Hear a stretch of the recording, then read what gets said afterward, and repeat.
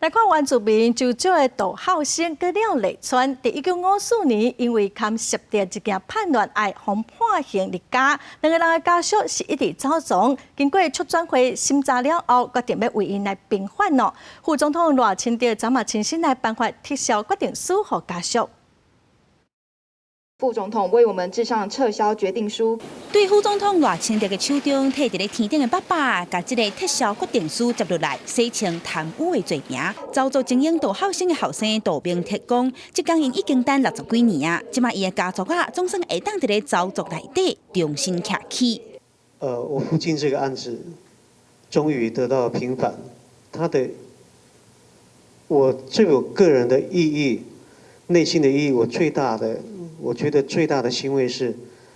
我父亲的名字在州族重新被看见。我们这个家庭所有的兄弟姐妹散开来之后，直接面对的是心灵上、文化的修复、重建，还有自我人格的修复跟重建。还好这次评估呢，总算了了一件事情，但愿往后端呢不要发生此类的事情。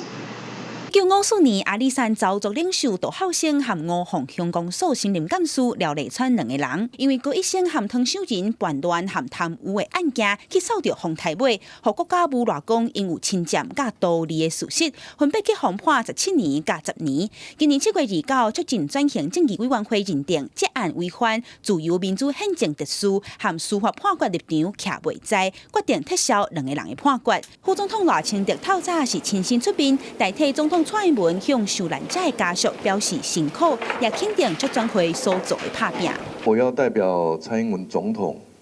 追悼杜孝生、